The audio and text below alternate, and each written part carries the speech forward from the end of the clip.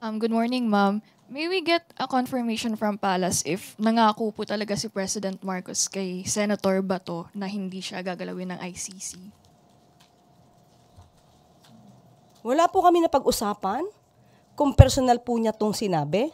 Sa ating pong pagkakaalam, ang sinabi po niya ay wala po at hindi po, wala pong jurisdiction ang ICC at hindi po makikialam, hindi makikipag-cooperate ang administrasyon sa ICC.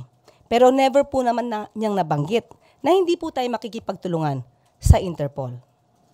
Siguro po, could you enlighten us on ano po bang extent ng government assistance na maaaring ibigay kay former President Duterte throughout this proceedings po? Wala po kasi tayong jurisdiction sa anumang gagawin po ng ICC, sa kanilang mga procedures. Wala pong jurisdiction. At after natin dala po ang dating Pangulo sa ICC, wala na po kamay o responsibilidad ang gobyerno kay dating Pangulong Duterte. Pero, base po sa RA 9851, bilang Pilipino, hindi lang dahil bilang dating Pangulo, si dating Pangulong Duterte, kailanganin din po natin ng gobyerno na ma-assure po, masigurado natin na nagkakaroon po ng fair trial. Lalong-lalo na po, Pilipino po ang dating Pangulong Duterte. Okay, pero lahat po ng mga gastusin, like for example, for legal counsel and all, private capacity na po yun ni former president. Sa kanya dapat manggaling yun. Opo. Kahit nga po sa mga complainants, hindi rin po yan talaga sagot ng gobyerno dahil may kanya-kanya po silang mga abogado at sabi nga po natin, wala po tayong responsibilidad or wala tayong hand over the ICC proceedings. Last question na lang po, Yusek. Si former Senator Trillanes, sinabi niya po in one of his interviews na there could be a seize order coming from the ICC sa mga Duterte assets while the trial or the investigation is ongoing. If maglabas po ang ICC ng ganong klaseng order to freeze the assets of the former president, will the government comply on that particular order? Kung meron naman po tayong batas at inaalaw po tayo, ipakita lamang po nila, tayo po'y magkukomply dahil lagi po, sinasabi natin, lahat po ng gagawin natin dito ay dapat lamang base sa batas. Sabi po, the Office of the President said it paid for the private jet that brought former President Rodrigo Duterte to The Hague or The Hague. Paano ba bigkasin yun? The Hague. Baby, do you confirm po itong statement na to na ang Office of the President ang gumastos po dun sa pag-fly kay former President Duterte using a private, is it a jet plane or yung pong ginamit na last na? Opo, ina-admit po na ang palasyo po, ang nagbayad, ang gobyerno po. Ito po ay may kaugnayan sa assistance po na ibinigay natin sa Interpol. So, sabi nga natin kapag hiningi po ang assistance, siyempre po dapat kumpleto po. Dahil kung wala naman po na ipoprovide na sasakyan para madala po ang dating Pangulo sa ICC, parang hindi rin po naging kumpleto ang pagtugon natin sa ating commitment to the Interpol. Magkano po yung, kung meron na tayong estimate na ginastos dun sa pag-travel po kaya FPRRD? Wala po tayong kompletong detalye about that. At maaari po siguro ay hindi ko agad masasabi kung meron man po dahil meron pong kaugnayan ito sa isang pribadong korporasyon. Yesterday po, medyo hindi kasi ako nakadalo dun sa briefing. Naikwento po nung ating mga officer from the PNP, CIDG, na yung ginawa pong pag-aresto kay FPRRD, yung naging attitude po nung mga pamilya na nagwala, parang gano'n, nagsisigaw, nagmura. Yung po bang ganong attitude, ay is it normal or sa tingin nyo hindi po? Normal lang sumigaw at magmura? Pamilya po yun Hindi po natin mawawala na gano'n na maging damdamin. Pero since ito naman po ay matagal nang pinag-uusapan at aminado naman po ang dating Pangulong Duterte na may kaso naman po sa ICC. At nabanggit nga rin po niya sa kanyang talumpati sa Hong Kong na meron siya nadidinig na warrant of arrest. Pati nga po si Senator Bato, inamin niya na mayroon. Kaya hindi siya sumama sa Hong Kong. So, normal ang magkaroon ng ganong klaseng damdamin. Pero siguro dapat malaman din po natin lahat kung hanggang saan yung hangganan. Kung hanggang kailan pwedeng mag-react sa kapulisan. Kung ginagawa ang tama, nandoon ang mga dokumento, tingin ko dapat sumunod din tayo po sa batas. Iba po kasi yung sitwasyon na hinuli ka, pero wala kang ginawa, hindi ka caught in the act, or walang warrant of arrest. Pero dito po lahat ay naipakita. May warrant of arrest, nandiyan po ang Interpol. So siguro mas maganda po kung naging kalmado rin ang mga kamag-anak po ni dating Pangulong Duterte. So you're saying, sinasabi niyo po ba yan dahil based on your own experience din po dun sa nangyari sa kliyente ninyo? Parang sort of ganon. Okay, sasagutin kita dyan. Unang-una, nalaman nyo ba kung ano yung totoong kwento? Yung aking kliyente, this is so too personal na pag-usapan dito, but I will explain. Yung ating naging kliyente doon, hinuli, again, uulitin ko, di ko po alam kung nandito kayo nun. Hinuli ng walang warrant of arrest, walang kaso, at hindi man lang sinabihan yung kliyente ko ng nature of the case. Ang sabi, confidential. What should the counsel react? And how would the counsel react on that? This situation of the former President Duterte, it's different from the case that I handled. There were violations committed by the police officers during that time, that's 2015. But in this case, all the documents, all the legalities, nobody can question that. Except maybe if they can use that for as a defense in their case. Thank you. Next question, Maricel Halili, TV5. Magandang umaga po. Ma'am, follow-up lang dun kay Senator Bato. Ano po yung nakikita natin na scenario once na nirelease na rin yung arrest warrant against kay Senator Bato de la Rosa? Pareho din po ba yung assistance na ibibigay ng government? Sa Interpol? Interpol? Pareho pa rin po. Hindi po kasi tayo pwedeng mamili. Kung ito po ay ginawa po at nakipag-coordinate, makipagtulungan tayo sa Interpol dahil ang dating Pangulo po ang subject po ng warrant of arrest, hindi po tayo pwedeng mamili. Wala pong pwedeng special treatment. So kung mangyayari po to sa iba pang mga suspect na may warrant of arrest, basta valid po yung warrant of arrest at ito po ay na-course through the Interpol, gagawin pa rin po natin kung ano po yung dapat gawin ng gobyerno. Pero what will happen po? Kasi I understand Senator Bato de la Rosa has already talked to Senate President Chis Escudero and he asked for the protection of the Senate. So paano pong magiging senaryo doon kung may kausap siya sa Senado? Hindi ko po alam kung ano magiging sagot ni Senate President patungkol dyan, hanggang saan yung protection na kanya maibibigay. Kung may warrant of arrest, abogado naman po si Senate President. Alam naman po niya kung ito'y valid.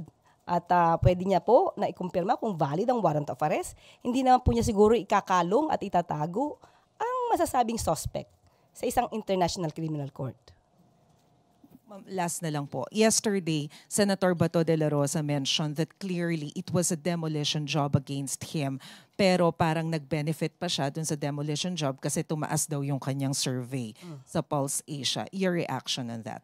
Paano po magiging demolition job kung ito pong kasong to ay na-file na? Hindi pa po panahon ng eleksyon, hindi pa po panahon ni Pangulong Marcos. Ito po, naisampa po yata to, kung di ako nagkakamali, taong 2017. Matagal na nga po dapat noon pa po. Diba kung ito po ay hindi po nag-withdraw, at alam naman po natin ang dahilan kung bakit nag-withdraw ang dating Pangulong Duterte dito sa Rome Statute. Siguro po, pag-usapan din po natin yung mga di umanong biktima. Hindi puro dapat sa kanila lang nakatuon ang atensyon ng tao. Hindi napapansin sa ngayon ano ang naranasan ng mga biktima. Ano ang naranasan ng mga pamilya na naiwan ng kanilang mga kamag-anak na naging di umanong biktima ng EJK. Bakit ngayon ang mga Pilipino hindi na nakikita yung mga namatay? Bakit napagtutuunan natin ng pansin yung pinagbibintangan na pumatay at nagpapatay. Bakit parang nag-glorify pa natin sa ngayon? Yun ang naaakusahan ng murder and crimes against humanity. Sana po ang taong bayan, buksan naman nila yung isip. Tingnan po nila, ano ang naramdaman ng mga tao, ng pamilya na naging biktima ng EJK. Sorry, how far are we from achieving justice for those victims? Doon po sa ICC, EJK. ng EJK. Sa ngayon po, alam ko po may mga naka-pending po na complaints. Pero ayun nga po, kay SOJ Rimulya, yung mga complaints naman po, kung di ako nagkakamali, yung complaints po sa ICC, ay hindi naman po yan itatouch. So most probably, para hindi po magkaroon ng overlapping ng cases at para hindi masabi namin magkaroon ng double jeopardy in the future. So, tignan po natin at tatanungin ko po rin si SOJ patungkol sa mga pending cases patungkol po dyan. Next question, Annalisa Berano, Bomboradio. Yusek, good morning. Kahapon po itinanggi na ng Armed Forces of the Philippines and PNP na walang sundalo, pulis ang nag-resign sa service bilang suporta kay dating Pangulo. Alam po ba ito ni Presidente at ano po ang kanyang reaksyon? Sa tingin niyo po ba ano ang motibo ng mga nagpapakalat nito at saan po ito nanggaling? Thank you. Marami po nagpapakalat ng iba't ibang kwento na wala pong katotohanan. Sa ating pong paningin, ang pagkakalat po ng mga gintong klaseng kwento ay para po mas lumaki ang simpatya sa dating Pangulong Duterte. Pero tandaan po natin, sabi nga po natin, ang mga taong bayan, sana po imulat nyo ang inyong mga mata. Tingnan nyo po kung ano ba talaga yung katotohanan. Muli, wag natin iwan yung issue ng extrajudicial killings. Meron pong mga namatay. Meron pong mga nagrereklamo. At ang mga nagrereklamong ito ay noong papon 2017. Hindi po ito sa panahon ni Pangulong Marcos. Okay. Sa mga nag-resign, wala pong katotohanan. Ayon po kay General Fajardo, wala pong katotohanan na may nag-resign. Kung ito man po ay may kaugnayan sa pag-surrender ng gobyerno kay dating Pangulong Duterte sa ICC through the Interpol, wala pong nagre-resign ayon po kay General Fajardo.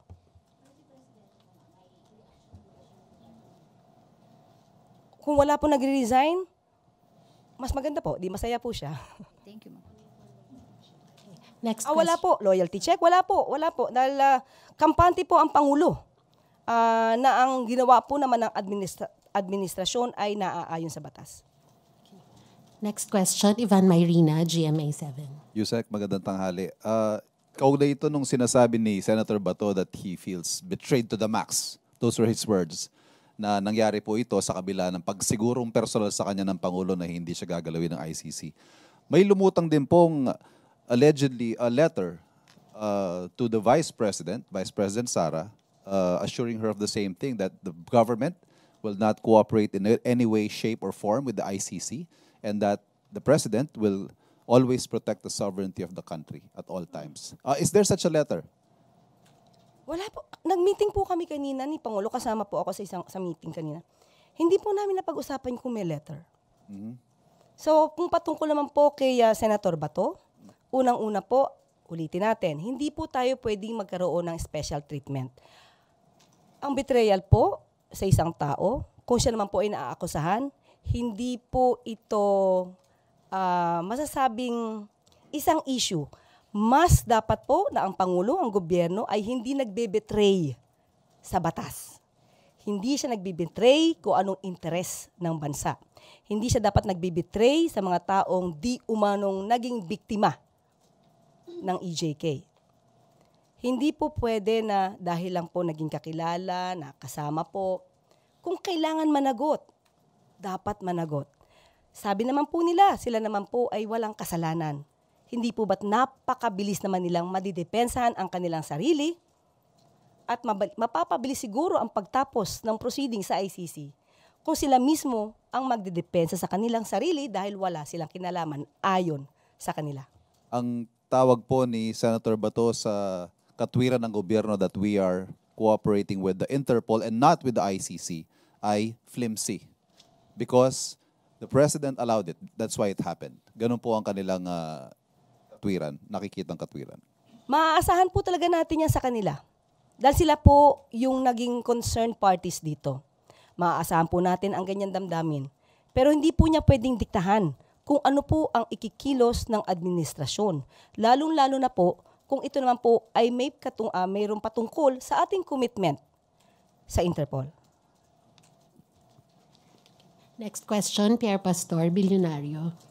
Just concerned about the First Lady, Yusek. Wala pa kaming nakikitang video of her that she's back and kung nasaan po siya and if she's okay. Tungkol po dun sa case na ibinibintang sa kanya. Wala pong katotohanan. Dahil po nung Monday po, dumating po siya dito, kung di po ako nagkakamali, mga 5 o'clock na madaling araw. Dahil po meron po siyang sinansaming video sa amin po, na supposed to be na makakamit niya na pagdating po niya, 5:58 po ang nakaregister po sa akin na oras na aga nga po she's back and ready for a meeting. So, wala pong katotohanan yung mga ibinibintang. Uli, mukhang ito na naman ay, ito yung masasabi nating demolition job. So, wala pong katotohanan yon. Next question, Tuesday New, DZW. Good morning po, Yusek. Patuloy po yung pagkikilos protesta ng mga taga-suporta ni dating Pangulong Rodrigo Duterte. Nakita po ito kahapon sa iba't ibang lugar dito sa bansa. Paano po ninyo sila pakakalmahin para hindi po ito matuloy sa tinatawag na full-blown people power? Okay. Sa ngayon po, sabi nga natin, yung mga nakikisimpatya po sa dating Pangulong Duterte, karapatan po nila yan. Hindi po yan pipigilan. Karapatan po nila na malungkot, magdalamhati para kay dating Pangulong Duterte. Wala pa po tayong nakikita na maaaring makaalarma po sa administrasyon. Kapag po dumating na po yun, sa puntong iyon, at puro po kasinungalingan na talaga ang kanilang mga sinasabi at ito'y nakakaalarma na po sa maaaring epekto sa taong bayan, dun po kikilos ang gobyerno. Ma'am, follow up lang. Anong klaseng pagkilos na gagawin ng gobyerno kung sakali, ma'am? Kung ito naman po ay dumadami at puro po mga fake, ayoko na pambanggitin ng fake news, puro kasinungalingan ang mga pinapangalandakan, especially sa social media, hindi po pwedeng tulugan ng administrasyon ito. Sa ngayon po, pinapahintulutan po natin, allowed naman po ito, just to express the rights. They have to exercise that right of freedom of expression. Pero kung susobra po, of course, magkakaroon po tayo ng plano kung paano po ito masasawata para po ito ay para sa gobyerno, para sa taong bayan. Kapag ka po kasi nagkaroon ng demolition, or destabilization, hindi po pwedeng tulugan ng gobyerno to. Lalo po na ang gobyerno naman ay sumusunod lamang sa batas. Gumagawa lamang ng kanilang tungkulin. Ganun po.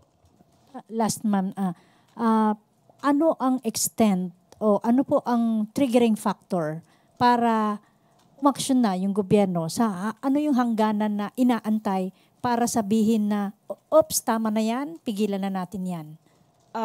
As of now, napaka-hypothetical ng question. Titignan po natin kung paano.